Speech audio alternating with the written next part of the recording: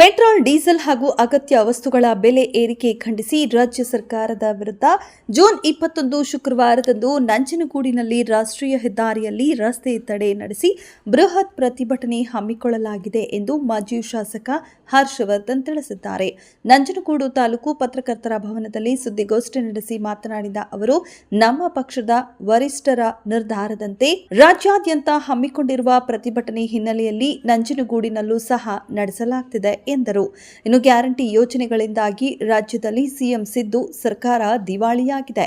ಇವರು ಅಧಿಕಾರಕ್ಕೆ ಬಂದು 1 ವರ್ಷ ಕಳೆದರೂ ಯಾವುದೇ ಅಭಿವೃದ್ಧಿಗಳಾಗಿಲ್ಲ, ಹೊಸ ಯೋಜನೆಗಳನ್ನು ಜಾರಿಗೆ ತಂದಿಲ್ಲ. ಇಡೀ ಸರ್ಕಾರದ ಆಡಳಿತ ಯಂತ್ರ ಸಂಪೂರ್ಣ ಕುಸಿದಿದೆ ಎಂದು ಸರ್ಕಾರದ ವಿರುದ್ಧ ವಾಗ್ದಾಳಿ ನಡೆಸಿದರು. ಗ್ಯಾರಂಟಿ ಯೋಜನೆಗಳಿಗಾಗಿ ವರ್ಷಕ್ಕೆ 53,000 ಕೋಟಿ ಹಣ ನೀಡಲಾಗುತ್ತಿದ್ದು, ಇದರಿಂದಾಗಿ ರಾಜ್ಯದಲ್ಲಿ ಅಭಿವೃದ್ಧಿ ಶೂನ್ಯವಾಗಿದೆ ಎಂದು ಅಂಕಿ ಅಂಶಗಳ ಸಮೇತ ತಿಳಿಸಿ, ಇದರಿಂದ ಇನ್ನೂ ಹೆಚ್ಚಿನ ಆರ್ಥಿಕ ಪರಿಸ್ಥಿತಿ ಹದಗೆಡುತ್ತೆ ಎಂದು ಎಚ್ಚರಿಸಿದರು. ಇದರಿಂದಾಗಿ ಈಗಾಗಲೇ ಪರಿಶಿಷ್ಟ ಜಾತಿ ಮತ್ತು ಪಂಗಡಗಳ ವಿದ್ಯಾರ್ಥಿ ವೇತನಕ್ಕೂ ಕಡಿವಾಣ ಹಾಕಲಾಗಿದೆ. ಅಲ್ಲದೆ ಕೆಲವು ಇಲಾಖೆಗಳ ಅನುದಾನಗಳನ್ನು ಗ್ಯಾರಂಟಿ ಯೋಜನೆಗಳಿಗೆ ಬಳಸಿಕೊಳ್ಳಲಾಗುತ್ತಿದೆ.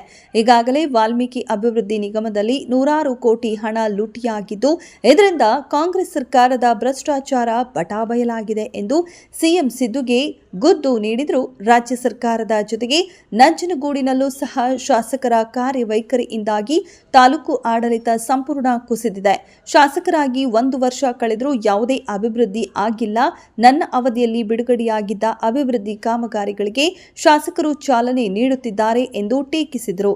ಇನ್ನು ಗ್ಯಾರಂಟಿ ಯೋಜನೆಗಳಿಗೆ ನಮ್ಮ ತಕರಾರಿಲ್ಲ, ಆದರೆ ಅದಕ್ಕೆ ಹಣ ಹೊಂದಿಸುವ ನಿಟ್ಟಿನಲ್ಲಿ ಈ ರೀತಿ ಸಾರ್ವಜನಿಕರಿಗೆ ಬರೆ ಎಳೆಯುವುದು ಸರಿಯಲ್ಲ. ಹಾಗಾಗಿ ಗ್ಯಾರಂಟಿ ಯೋಜನೆಗಳ ಬಗ್ಗೆ ಮರು ಪರಿಶೀಲನೆ ನಡೆಸಿ ಉತ್ತಮ ಆಡಳಿತ ನೀಡುವಂತೆ ತಿಳಿಸಿದರು.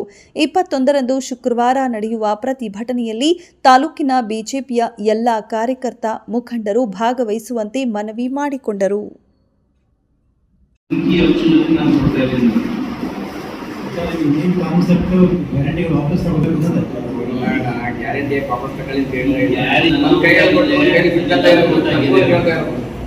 ಅದು ಎಲ್ಲವೂ ಕೂಡ ಎಲೆಕ್ಟ್ರಿಸಿಟಿ ಬಿಲ್ ಇಂದ ಹಿಡಿದು ಇವತ್ತು ಓಡಾಡಕ್ಕೂ ಡೀಸೆಲ್ ಪೆಟ್ರೋಲ್ ಬೆಲೆಗಳು ಜಾಸ್ತಿ ಮಾಡಿ, ತರಕಾರಿಗಳು ಜಾಸ್ತಿ ಮಾಡಿ, ಮೂಲ ಕಾರಣ ಏನು? ನಿಮ್ ಗ್ಯಾರಂಟಿ ಸ್ಕೀಮ್ ಅಷ್ಟೇ. ನಿಮ್ ಗ್ಯಾರಂಟಿ ಸ್ಕೀಮ್ ಇಂದ ಇದಾಗ್ತಾ ಇರೋದು, ಸಂಪಾದನೆ ಆಗ್ತಿದೆ.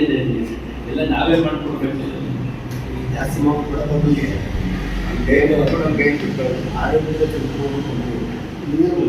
ಸ್ವಲ್ಪ ಮರು ಪರಿಶೀಲನೆ ಮಾಡೋದು ಕೇಳ್ಕೊಳ್ತಾ, ವಿಶೇಷವಾಗಿ ನಮ್ಮ ಸಮಾಜ ಕಲ್ಯಾಣ ಸಚಿವರು ಕೂಡ ನಾನು ಕಮ್ಮಿ ಮಾಡ್ಕೊಳ್ತೀನಿ.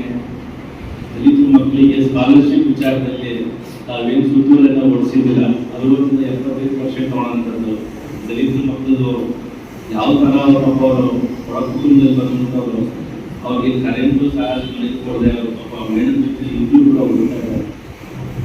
ಅಂತ ಒಂದು ಆರ್ಥಿಕ ಪರಿಸ್ಥಿತಿ ಅಷ್ಟು ಚೆನ್ನಾಗಿಲ್ಲ.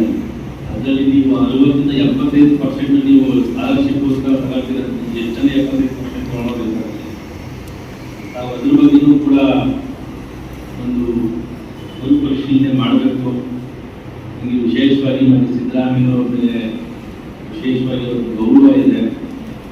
ಎಲ್ಲೋ ಒಂದು ಕಡೆ ಅಧಿಕಾರಕ್ಕೋಸ್ಕರ ತಾವು ತಂದಂಥ ಗ್ಯಾರಂಟಿ ಯೋಜನೆ ಜೀವನ ಗ್ಯಾರಂಟಿ ಜೊತೆ ಆಟಾಡೋದಂತ ಆಗೋಗ್ಬಿಟ್ಟಿದೆ. ಅದನ್ನ ಹೆಂಗೆ ತಗೋಬೇಕು ಅಂತ ಮಾಧ್ಯಮದ ಮುಖಾಂತರ ನಾನು ಮನವಿ ಮಾಡ್ಬೇಕು.